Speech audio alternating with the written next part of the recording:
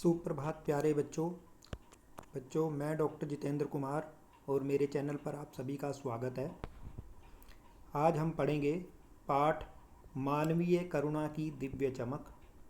यह पाठ लेखक श्री सर्वेश्वर दयाल सक्सेना जी ने लिखा है। यह पाठ एक संस्मरण है। पाठ को पढ़ने से पहले हम लेखक परिचय जानेंगे। सर्वेश्वर दयाल सक्सेना जी का जन्म सन 1927 में जिला बस्ती उत्तर प्रदेश में हुआ। उनकी उच्च शिक्षा इलाहाबाद विश्वविद्यालय से हुई। वे अध्यापक, आकाशवाणी में सहायक प्रोड्यूसर, दिनमान में उपसंपादक और पराग के संपादक रहे। सन 1983 में उनका आकस्मिक निधन हो गया।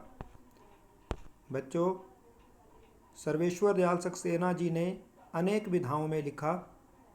उनकी प्रमुख काव्य कृतियाँ हैं काठ की घंटियाँ, कुआनो नदी, जंगल का दर्द, खूंटियों पर टंगे लोग। उनके प्रसिद्ध उपन्यास पागल कुत्तों का मसीहा और सोया हुआ जल हैं। लड़ाई उनका कहानी संग्रह है, जबकि बकरी एक नाटक है। बकरी एक राजनीतिक नाटक है जिसमें यह दर्शाया गया है कि गांधी जी का नाम लेकर लोग किस तरह से दूसरे लोगों को लूटते हैं, राजनीति करते हैं। भौं भौं, खौं खौं, बतूता का जूता और लाख की नाक इनका बाल साहित्य है। चर्चे और चरखे उनके लेखों का संग्रह है। खूंटियों पर टंगे लोग जो उनका कविता संग्रह था, उस पर उन्हें साहित्य अकादमी पुरस्कार मिला। तो बच्चों, जो पाठ है मानवीय करुणा की दिव्य चमक, यह फादर कामिल बुल्के पर आधारित है। इसमें लेखक ने फादर बुल्के के चरित्र पर प्रकाश डालते हुए उनका भारतीय संस्कृति के प्रति अटूट प्रेम दर्शाया है। यह पाठ एक संस्मरण है।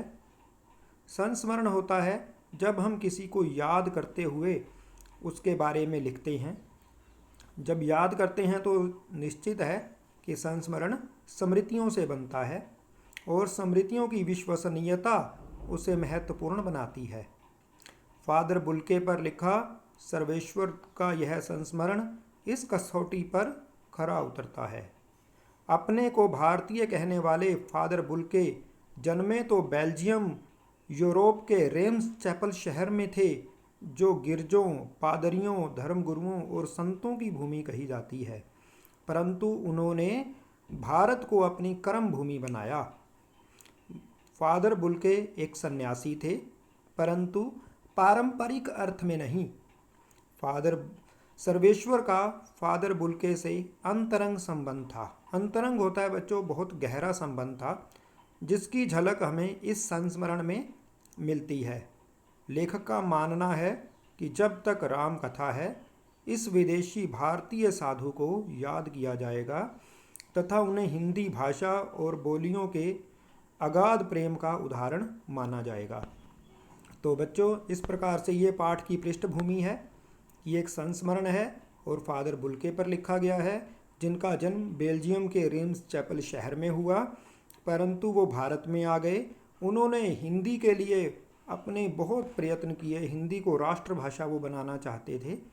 एक विदेशी होते हुए भी हमारी भाषा के प्रति प्यार जो है वो उन्हें अनोखा बनाता है। तो पाठ में कुछ कठिन शब्द आए हैं। जहरबाद, जहरीला फोड़ा या नासूर, आस्था, विश्वास या श्रद्धा, देहरी, दहलीज जिसे हम दरवाज़ा भी कह देते हैं, पादरी, ईसाई धर्म का पुरोहित, आतुर, अधीर, उत्सुक, रूपांतर, बदला हुआ रूप, गैरिक वस्न, गेरुए वस्त्र, श्रद्धानत, पूज्य भाव, प्रसिद्ध, मशहूर, तर्क, बहस, लबालब, पूरी तरह भरा हुआ, धर्माचार, धर्म का पालन, अकाट्य, जो कट ना सके, विरल, कम मिलने वाली, ताबूत, शव के लिए लकड़ी का बस्ता, करील, एक कंटीला वृक्ष, संकल्प, दृढ़ निश्चय या इरादा, शर्त, बंधन, संकरी, कम चौड़ी या तंग, उपेक्षा, अनदेखी करना, देह, शरीर, वपु, गात, जो हमारा शरीर होता है। महत्वपूर्ण व्यक्तित्व हैं पाठ में जैनेन्द्र कुमार जी, विजयेंद्र स्नातक, Ajit Kumar, doctor Nirmala Jain, doctor Satya Prakash, father पादरी पास्कल लोयना, डॉक्टर रघुवंश, फादर के अभिन्न मित्र। अभिन्न होता है बहुत ही गहरे मित्र। तो ये सभी पाठ में महत्वपूर्ण व्यक्तित्व हैं जिनको हम हिंदी साहित्य में भी जानते हैं कि ये हिंदी के प्रमुख लेखक, कवि और कवित्रियाँ हैं। मानवीय करुणा की दिव्य चमक, अब पाठ को हम पढ़ेंगे। तो लेखक सबसे पहले फादर की मृत्यु पर दुख व्यक्त करता है। वो कहता है कि फादर को जहरबाद से नहीं मरना चाहिए था। जहरबाद एक ऐसी बीमारी होती है जिसमें हमारे शरीर में एक नासूर फोड़ा बन जाता है जो कि ठीक नहीं हो पाता। क्यों नहीं मरना चाहिए था जहरबाद से? जिसकी रगों में दूसरों के लिए मिठास भरे अमृत के अतिरिक्त कुछ नहीं था, उसके लिए जहर का विधान क्यों हो? यह सवाल किस ईश्वर से पूछें कि प्रभु की आस्था ही जिसका अस्तित्व था, वह देह की इस यातना की परीक्षा उम्र की आखिरी देहरी पर क्यों दे?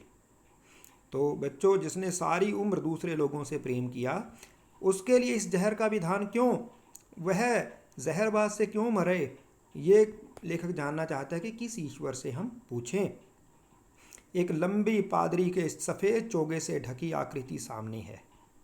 तो ये फादर का बाहरी व्यक्तित्व है कि उनका कद लंबा था और सफ़ेद चोगा वो पहनते थे, रंग गोरा था, सफ़ेद झाई मारती भूरी दाढ़ी, नीली आँखें, बाहें खोल गले लगाने को आतुर। इतनी ममता, इतना अपनत्व इस साधु में अपने हर प्रियजन के लिए उमड़ता रहता था।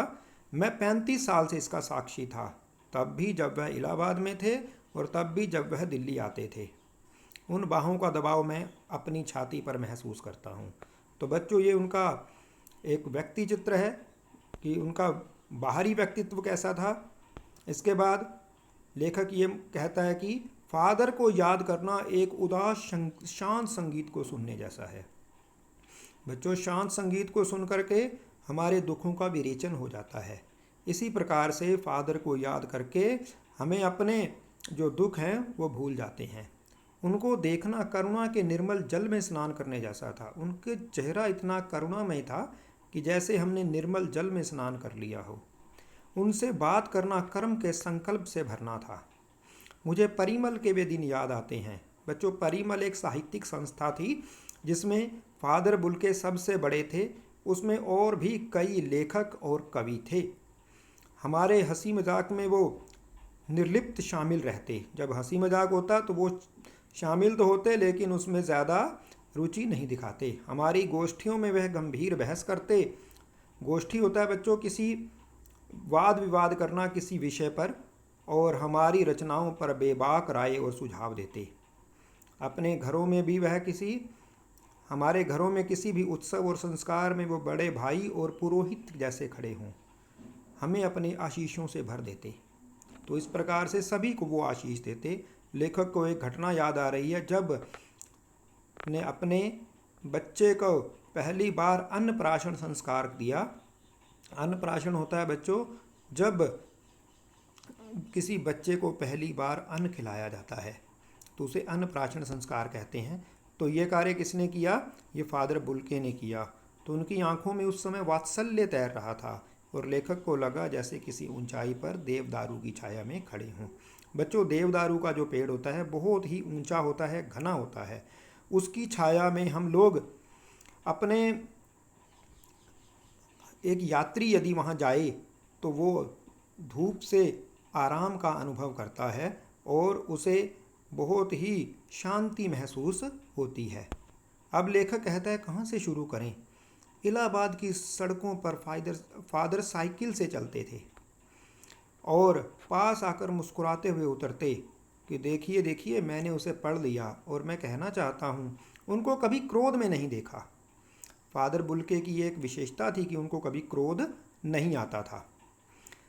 उनको आवेश में देखा है, ममता में देखा है, प्यार से लबालब छलकता महसूस किया है। अक्सर उन्हें देखकर लगता कि बेल्जियम तथा प्यार बेल्जियम में इंजीनियरिंग के अंतिम वर्ष में पहुंचकर उनके मन में सन्यासी बनने की इच्छा कैसे जाग गई। देखो बच्चों, वो इंजीनियरिंग कर रहे थे और अपने अंतिम वर्ष में थे और घर उनका भरा पूरा था। दो भाई, एक बहन, माँ पिता सभी थे, लेकिन उनके मन में क्या आया कि मैं सन्यासी बनूंगा। तो उनसे जब पूछा गया कि आपने देश की आपको याद आती है, तो वो कहते मेरा देश तो अब भारत है। तो कहते मैं जन्मभूमि की पूछ रहा हूँ। तो उन्होंने अपनी जन्मभूमि की विशेषता बताई कि वो बहुत ही सुंदर है। तो घर में किसी की याद आती है? कहते हैं हाँ, माँ की याद आती है। और फिर उन्होंने अपने परिवार के बारे में बताया।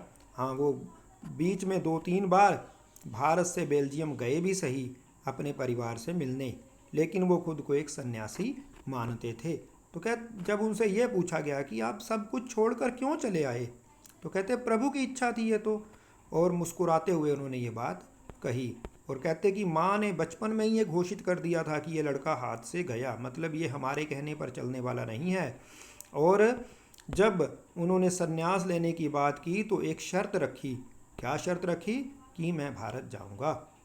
तो भारत जाने की बात मन में क्यों उठी, इस पर उन्होंने बताया कि ये तो मुझे भी नहीं याद है, लेकिन मन में ये था कि भारत में जाएं।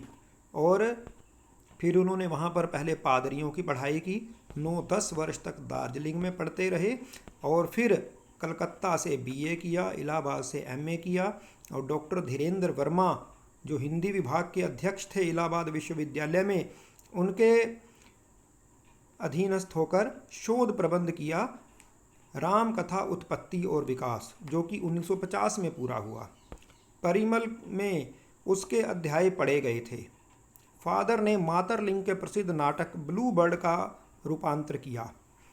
मातरलिंग ने एक नाटक लिखा था ब्लू बर्ड, जिसका किस नाम से किया? नील पंछी के नाम से अनुवाद किया, हिंदी में अनुवाद किया। और बाद में सेंट जेवियर्स कॉलेज रांची में हिंदी तथा संस्कृत विभाग के विभागाध्यक्ष हो गए और यहीं से उन्होंने प्रसिद्ध अंग्रेज़ी हिंदी कोश तैयार किया। बच्चों, ये पहला अपनी तरह का अंग्रेज़ी हिंदी कोश था जो कि एक मानक कोश था। और बाइबल का अनुवाद भी किया। वहीं बीमार पड़े, पटना आए, दिल्ली आए और चले गए, 47 वर्ष देश में रहकर और 73 वर्ष की ज़िंदगी जीकर। अब लेखक उनके बारे में और बातें बताते हैं। कहते हैं कि फादर बुल्के संकल्प से सन्यासी थे। कभी कभी लगता है कि वे मन से सन्यासी नहीं थे, क्योंकि सन्यासी किसी से संबंध नहीं बनाते और फादर बुल्के जब एक बार किसी से संबंध बना लेते थे तो वो तोड़ते नहीं थे। 10 सालों बाद भी वो मिलते तो उसी अपनी उसी स्नेह से मिलते, उसी इच्छा से मिलते। और कौन सन्यासी ऐसा करता है? जब भी दिल्ली आते समय निकाल कर गर्मी सर्दी बरसात झेलकर ज़रूर मिलते। और उनकी एक चिंता ज़रूर थी कि वो हिंदी को राष्ट्रभाषा के रूप में देखना चाहते थे। इसके लिए वो अकाट्य तर्क देते। अकाट्य तर्क होता है जिसे कोई काट ना सके। और उन्हें एक बात पर दुख होता था, जब हिंदी वाले ही हिंदी की उपेक्षा करते थे। और परिवार के बारे में पूछना, उनके सुख दुख के बारे में पूछना उनका स्वभाव था। इस तरह से लेखक ने बहुत सारी बातें बताई हैं। लेखक के जब पत्नी और पुत्र की मृत्यु हुई तो फादर ने ऐसे सांत्वना भरे शब्द बोले कि लेखक को शांति मिली। लेखक को ये भी याद है। आज वे नहीं हैं, मतलब उनकी मृत्यु हो चुकी है। दिल्ली में बीमार रहे और पता नहीं चला। बाहें खोलकर इस बार उन्होंने गले नहीं लगाया। जब देखा तो कहाँ थे वो? तब उनकी मृत्यु हो चुकी थी। तरलता जम गई थी। वह 18 अगस्त 1982 की सुबह 10 बजे का समय था बच्चों। तो उन्होंने, लेखक ने समय भी बताया है, तारीख भी बताई है। दिल्ली में कश्मीरी गेट के निकलसन कब्रगाह में उनका ताबूत एक छोटी सी नीली गाड़ी में से उतारा गया। कुछ पादरी रघुवंश जी का बेटा उनके परिजन राजेश्वर सिंह उसे उतार रहे थे। फिर उसे उठाकर एक लंबी संकरी उदास पेड़ों की घनी छांव वाली सड़क के कब्रगाह के आखिरी छोर तक ले जाया गया, जहां धरती की गोद में सुलाने के लिए कब्र अवाक मुंह खोले लेटी थी। देखो बच्चों, यहाँ कब्र का भी मानवीकरण किया गया है कि कब्र अवाक मुंह खोले लेटी थी। कब्र तो खुद ही हुई थी बच्चों, लेकिन कवि ने उसका मानवीकरण कर दिया है। ऊपर जाया ऊपर करील की घनी छां थी और चारों ओर कब्रें और तेज धूप के वृत्त। जैनेन्द्र कुमार, विजयेंद्र स्नातक, अजीत कुमार, डॉक्टर निर्मला जैन, मसीही समुदाय के लोग, पादरी गण, उनके बीच में गैरिक वसन पहने इलाहाबाद के प्रसिद्ध विज्ञान शिक्षक डॉक्टर सत्यप्रकाश और डॉक्टर रघुवंश भी थे, जो संकरी सड़क की उदासी में बहुत पहले से खामोश दुख के किन्हीं अपरिचित आहटों से दबे हुए थे। तो बच्चे ये सभी लोग वहाँ पर थे, प्रसिद्ध लोग, जो कि फादर की मृत्यु पर वहाँ पर थे। और फादर की देह पहले कब्र के ऊपर लेटाई गई। मसीही विधि से अंतिम संस्कार हुआ। मसीही विधि होता है बच्चों ईसाई जिस तरह से संस्कार करते हैं, रांची के फादर पास्कल तोयना के द्वारा। और उन्होंने मसीही विधि से प्रार्थना की और कहाँ किसमें की? हिंदी में। फिर सेंट जेवियर्स के रेक्टर पास्कल ने उनके जीवन को और कर्म पर श्रद्धांजलि अर्पित करते हुए कहा, फादर बुल्के धरती में जा रहे हैं, इस धरती से ऐसे और रत्न पैदा हों। तो इस तरह से उन्होंने अपनी श्रद्धांजलि दी।